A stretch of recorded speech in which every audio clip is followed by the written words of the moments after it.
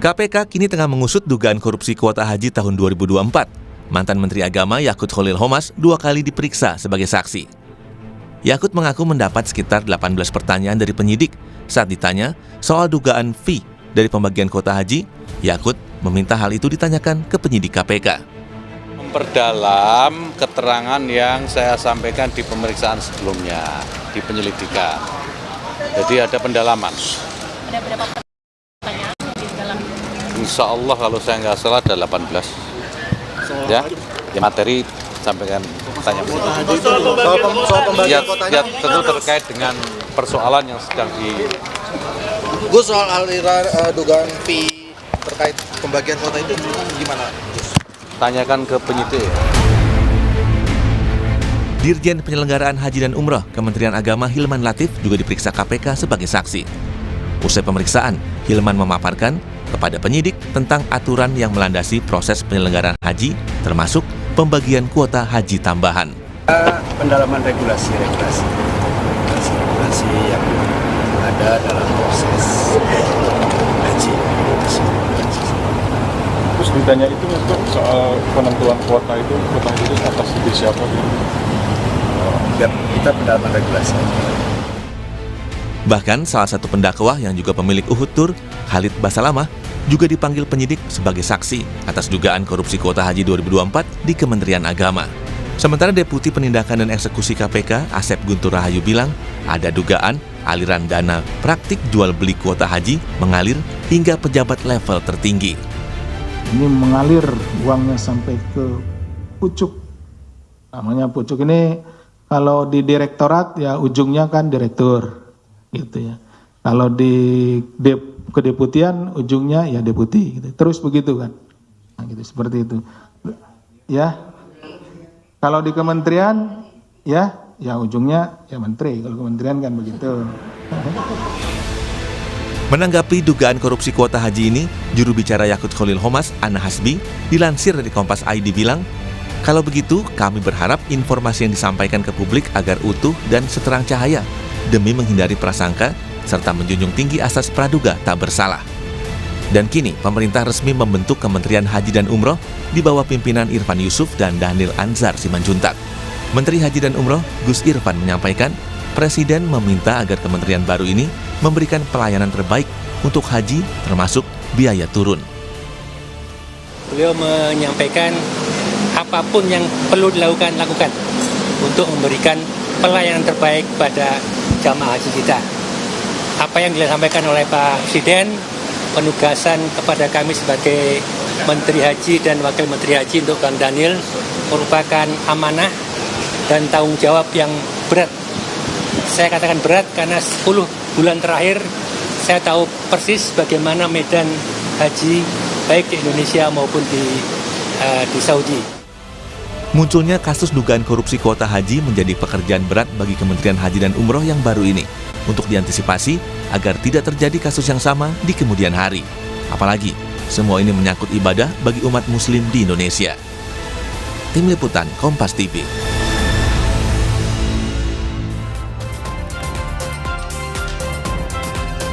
Saudara, pemerintah di bawah pimpinan Presiden Prabowo membentuk Kementerian Haji dan Umroh yang khusus mengurusi tata kelola ibadah haji dan umroh. Seperti kita tahu, saudara, kasus dugaan korupsi haji 2024 menjadi sorotan publik. Dan ini tentu saja menjadi PR serius bagi Kementerian Haji dan Umroh yang baru. Lalu pertanyaannya, bagaimana perbaikan layanan haji yang akan dilakukan Kementerian Haji dan Umroh? Pagi ini kita bahas dengan Wakil Menteri Haji dan Umroh, Bung Dhanil Anzar Simanjuntak. Selamat pagi. Assalamualaikum Bung Dhanil. Selamat pagi Mbak Adisti. Waalaikumsalam warahmatullahi wabarakatuh. Hari ini tetap berkereta menuju ke studio Orange Kompas TV. Karena dekat dari Jurang Mangu ke sini hanya 15 menit. Oke, Masya Allah ya. Langsung kan. Pakai kereta, no macet-macet lah ya. No macet-macet. Naik transportasi publik. Nah, ini kan Bung Dhanil kita tahu sebelumnya juru bicara dari Pak Prabowo sebelumnya dan diberikan amanah baru begitu ya menjadi wakil menteri di Kementerian Haji dan Umroh. Tugas berat menanti, PR banyak sekali sudah menanti untuk pelaksanaan ibadah haji dan ibadah haji khususnya di tahun depan. Nah, tapi yang menjadi sorotan adalah soal kasus dugaan korupsi kuota haji. Bagaimana kemudian Bung Daniel dan juga Pak Menteri begitu ya, Gus Irfan memastikan bahwa ini tidak terjadi di bawah kepemimpinan Anda? Ya, jadi Mbak Adisti memang kami punya PR yang sangat berat karena pertama memang harus mengembalikan kepercayaan publik terkait dengan pengelolaan haji dan umroh. Nah, mengembalikan kepercayaan publik itu tidak mudah tentu karena ada record sejarah yang perlu diperbaiki. Nah, oleh sebab itulah saya kemudian Pak Menteri Gus Irfan itu berkomitmen untuk memastikan integritas itu harus jadi wajah utama dari Kementerian Haji dan Umroh, dan kalimat itu juga yang dipesankan oleh Presiden Prabowo bahwasannya integritas itu harus jadi wajah utama Kementerian Haji dan Umroh. Bahkan Presiden memberikan analogi, misalnya kalaupun misalnya semua orang sudah korupsi atau semua institusi ada korupsi, harusnya di Kementerian Haji ini karena dia mengurusi hal sesuatu yang suci, itu tidak ada korupsi sama sekali. Jadi dipastikan Kementerian Haji adalah kementerian yang dikelola dengan bersih dan tidak mengotori tempat yang suci, istilah Presiden itu. Nah, apa yang harus kami lakukan? Pertama tentu kami melakukan langkah-langkah strategis terkait dengan proses rekrutmen pada saat ini, Mbak Adisti. Proses rekrutmen, proses rekrutmen apa yang kemudian saat ini dilakukan oleh Kementerian Haji dan Umroh? Karena kita tahu ini harus tetap harus cepat untuk tune in lah dalam artian. Ya, betul. Jadi karena Undang-Undang Pasal 8 tahun 2019 dan perubahan ketiga pada saat itu memang mengamanatkan ada migrasi atau pergeseran SDM dan aset dari Kementerian Agama dan Kementerian Kesehatan. Jadi ada dua kementerian yang secara otomatis mengalami pergeseran ke Kementerian Haji. Nah, dalam proses pergeseran itu, migrasi dari dua kementerian ini kami melakukan assessment, Mbak Adisti, karena tidak bedol desa. Jadi semua misalnya, ini sekarang Kementerian Agama menyodorkan 14 nama, Kementerian Kesehatan menyodorkan sekitar 50 lebih nama untuk pindah ke Kementerian Haji dan Umroh. Nah, prosesnya tidak semuanya kami tampung, tapi kami melakukan proses assessment plus tracking. Tracking ini yang harus rekam jejak. Jadi dengan melibatkan KPK dan Kejaksaan. Oke, melibatkan jadi KPK dan Kejaksaan. Nanti saya sudah bicara dengan Kejaksaan beberapa waktu yang lalu agar berkenan melakukan tracking beberapa nama ya, untuk memastikan mereka tidak terkait dan tidak bersentuhan dengan kasus-kasus korupsi di masa yang lalu. Kemudian dengan KPK nanti kami akan menyetorkan semua nama calon dan bakal pejabat di Kementerian Haji dan Umroh untuk dibantu di tracking, karena kan KPK yang sekarang menangani penanganan kasus kuota dan kasus-kasus korupsi sebelumnya. Jadi dengan begitu itu akan membantu kami untuk memahami rekam jejak masing-masing pejabat yang akan bekerja bersama kami di Kementerian Haji nanti, Mbak Adisti. Luar biasa begitu ya, cukup idenya cukup bagus begitu ya, tidak hanya assessment juga melibatkan KPK dan Kejaksaan. Jadi bisa dipastikan orang yang masuk di Kementerian Haji dan Umroh ini bisa benar-benar amanah untuk menjalankan tugas ini begitu ya, Bung Daniel. Bung Daniel, kalau kita lihat ini kan Kementerian Haji dan Umroh baru, tapi kemudian setiap tahun ibadah haji itu tetap dilaksanakan. Apa perubahan atau dalam tanda kutip prioritas-prioritas yang dilakukan oleh Kementerian Haji dan Umroh, perubahan yang signifikan seperti apa? Ya, sebenarnya kan kami tidak dimulai dari nol seperti semboyannya Pertamina, jadi tapi kami sudah memulai dari awal. Misalnya kan Kementerian Agama sudah 70 tahun melakukan pelayanan terhadap haji. Dan kami punya momentum sebenarnya, Mbak, ketika Kementerian Haji itu dibentuk oleh Presiden melalui Badan Penyelenggara Haji yang saya dan Gus Irfan juga di situ. Nah, dalam proses persiapan itu kami punya waktu untuk mempelajari, mengawasi secara langsung proses persiapan haji tahun yang lalu 2005 ini. Nah, di proses-proses itu kami memang menemukan banyak problem atau sebutlah lubang-lubang yang menyebabkan permasalahan haji atau penyelenggaraan haji itu semeraut atau ada manipulasi, ada praktek rente di situ, ada praktek saya bahkan sering menyebutkan ada fakta kartel perhajian di situ yang kemudian kalau perintah presiden ya harus kalian sapu, harus kalian babat dan harus keras terkait dengan praktek-praktek kartel haji tersebut. Nah, hampir di semua proses persiapan kegiatan perhajian itu pasti ada lubang-lubang yang berpotensi terjadi manipulasi, ada praktek rente dalam setiap prosesnya. Salah satunya? Misalnya data. Ya, data kita itu masih dalam tanda kutip semeraut. Itu yang kemudian bisa dipermainkan oleh kelompok-kelompok, oknum-oknum mulai dari di daerah, provinsi sampai dengan pusat. Misalnya Mbak, saya kasih contoh. Ada satu jamaah kemudian suami istri misalnya suaminya meninggal. Artinya kan harus ada pengganti. Nah, oleh beberapa oknum itu diganti oleh orang lain dengan seolah-olah si suaminya ini mahromnya si perempuan ini. Padahal ini bukan mahromnya. Nah, praktek pemalsuan mahram itu banyak dilakukan di beberapa kesempatan dan temuan-temuan kita itu signifikan. Nah, ketika ada praktek pergantian mahram, pemalsuan mahram itu ada nilai di situ, ada rente di situ. Anda bayangkan loh Mbak, ini mau naik haji ini tapi baru, berbohong. Tapi berbohong. Makanya saya beberapa kali ini nanti berharap dari MUI untuk ada fatwa yang keras dan tegas bahwasannya naik haji itu harus dengan cara yang baik. Harus cara yang hasanah karena ini ibadah yang suci, ibadah yang hasanah. Kalau cara untuk berangkat ke sana tidak hasanah, tidak baik, berarti hajinya itu tidak baik atau bukan haji yang makbul, bahkan apalagi mabrur. Ini pasti haji yang keliru, yang salah lah. Gitu. Termasuk juga soal dugaan kuota itu tadi. Karena kita tahu waktu tunggu untuk mau ibadah haji di Indonesia itu lama banget. Lama memang. Bung Daniel. Jadi tadi ya itu baru dari sisi data loh Mbak. Belum kita bicara catering yang kebocorannya luar biasa, bisa 20-30%. Belum bicara akomodasi tenda, belum lagi hotel, belum lagi penerbangan.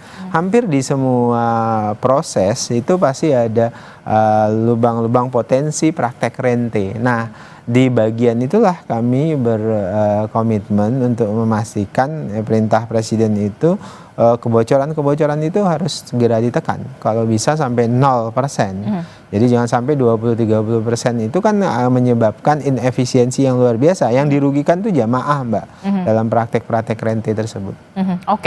Ya itu tadi tugas Bung Daniel dan juga Pak Menteri begitu ya, Gus Irfan cukup berat begitu ya. Bahkan sebelum untuk ke ibadahnya saja sudah harus dibersihkan begitu untuk kebocoran-kebocoran itu. Nah, tapi yang kemudian diperhatikan adalah ada perintah dari Presiden Prabowo Subianto untuk biaya haji lebih turun lagi. Saya belum puas. Mungkinkah itu terjadi? Jadi itu komitmen politik presiden dan perintah itu sangat memungkinkan. Jadi sangat rasional ketika presiden meminta agar BPIH atau biaya penyelenggaraan ibadah haji atau terutama dalam bahasa awam itu ongkos naik haji itu ditekan. Itu sangat memungkinkan Mbak secara politik dan secara ekonomi juga sangat memungkinkan. Kenapa begitu?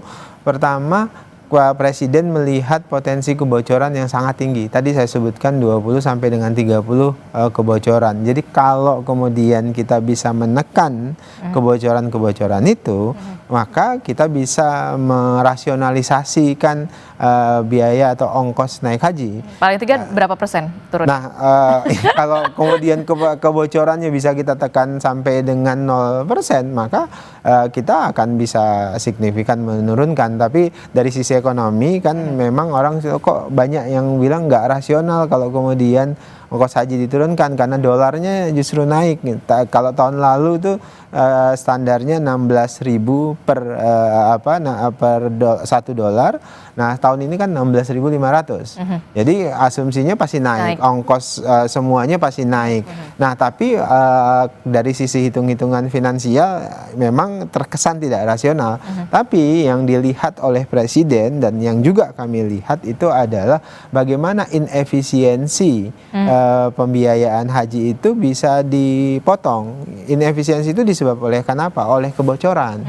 Jadi kalau kebocoran 20-30% ini bisa kita tekan, minimal kita juga bisa menekan biaya ongkos haji itu. Oke. Nah, itu yang kami lakukan hari ini. Oke, menarik soal rekrutmen, kemudian menekan kebocoran-kebocoran, termasuk juga apa yang lain, prioritas lain yang kemudian saat ini tengah dilakukan oleh Kementerian Haji dan Umroh juga untuk memastikan korupsi kuota haji tidak lagi terjadi di tahun depan. Itu tadi Mbak, kami memastikan orang yang di dalam Kementerian Haji itu punya integritas dan kami mendesain proses pengendalian. Sekarang ini nanti di Kementerian Haji itu ada namanya Direktorat Jenderal Pengendalian Pelayanan Haji dan sebagian besar isinya itu teman-teman kita yang dulu di KPK yang sempat nggak lulus TWK, kemudian saya ajak bareng-bareng di Kementerian Haji dan ada Irjen, ada proses pengawasan lainnya. Nah, kami akan fokus di situ.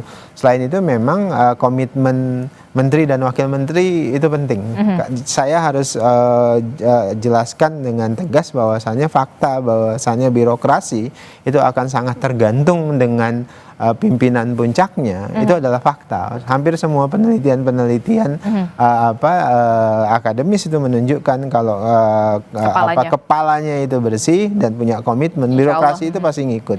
Jadi kami sudah pastikan dengan Gus Irfan tidak ada tekanan ke mereka harus nyetor misalnya ke pimpinan, karena fakta itu selalu ada kan. Dan kita tidak akan kasih target macam-macam. Target yang kita kasihkan kita berikan kepada birokrasi, pastikan semua proses itu clear, bersih dari praktek rente, dari praktek korupsi, manipulasi dan sebagainya. Walaupun saya dan Gus Irfan paham betul tidak mudah untuk merubah status quo, corporate culture yang sudah terbangun di satu birokrasi, dan ini yang kami langsung terus tekankan karena nanti kan birokrasi kami itu mulai dari pusat sampai ke daerah, bahkan sampai kecamatan melalui penyuluh haji kan Pak.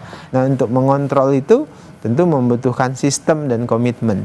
Itu yang terjadi pengelolaan manajemen secara perubahan yang signifikan di dalam negeri. Tapi kemudian untuk di pengelolaan haji di Mekah, bagaimana manajemennya? Karena kita tahu kemarin kan sempat ada sistem digital, ya kan? Yang itu kita agak sedikit terkaget-kaget dengan nusuk dan segala macam gitu. Nah, bagaimana pengelolaannya ini bekerja sama juga dengan Kerajaan Arab Saudi? Ya, ini yang memang harus dijelaskan kepada publik. Saya terima kasih kepada Kompas karena memang literasi haji ini masih sangat rendah, Mbak. Karena akhirnya dia kan jadi close market, pasar yang tertutup. Haji itu depend, artinya kita sangat tergantung dengan kebijakan kerajaan Saudi Arabia. Dan artinya kita menyesuaikan, kita follower terhadap kebijakan-kebijakan Saudi Arabia. Nah, kebijakan pemerintah Saudi Arabia itu memang ke depan itu memang ingin memperluas kapasitas pelayanan haji. Misalnya sekarang Saudi Arabia itu hanya menampung jamaah paling banyak itu 2 juta. 2 juta dan kita adalah jamaah atau pilgrims yang paling besar, 200.000 lebih. Nah, sehingga antrian rata-rata kita sekitar 25 tahun. Nah, apa yang kita lakukan untuk memastikan proses penyelenggaraan di sana itu berjalan sebagaimana mestinya. Kami dengan Kementerian Haji Saudi Arabia itu akan membentuk yang namanya task force bareng bersamaan. Karena di dunia ini hanya dua institusi, hanya ada 2 Kementerian Haji, yaitu Kementerian Haji Saudi Arabia dan Kementerian Haji Indonesia. Artinya ini abang adik lah kalau kata anak Medan. Gitu. Jadi kami ingin proses persiapan keberangkatan dan penyelenggaraan di sana penyelenggaraan ibadah, Kementerian Saudi Arabia, Kementerian Haji dan Umrohnya itu bersamaan, dan kami bikin task force. Jadi hampir semua proses kami bicara dengan Kementerian Haji Saudi Arabia. Kami berdiskusi. Jadi kami meminta asistensi secara terus-menerus. Syukur-syukur kita dapat privilege karena memang kita jamaah terbesar, dan kemudian kuotanya paling secara banyak. politik juga kita punya hubungan yang sangat baik dengan Saudi Arabia. Kira-kira gitu. Kita berharap tentu saja penyelenggaraan ibadah haji dan umroh di bawah Kementerian Haji dan Umroh sekarang ini bisa lebih fokus, lebih lancar begitu ya, semuanya bisa berjalan dengan baik dan lebih baik lagi pastinya. Terima kasih Wakil Menteri Kementerian Haji dan Umroh Bung Daniel Anzar Simanjuntak sudah mampir ke studio Orange Kompas TV. Sehat selalu. Sama-sama Mbak Disti, sehat juga. Ya, saudara, informasi penting dan juga menarik lainnya masih akan kami hadirkan.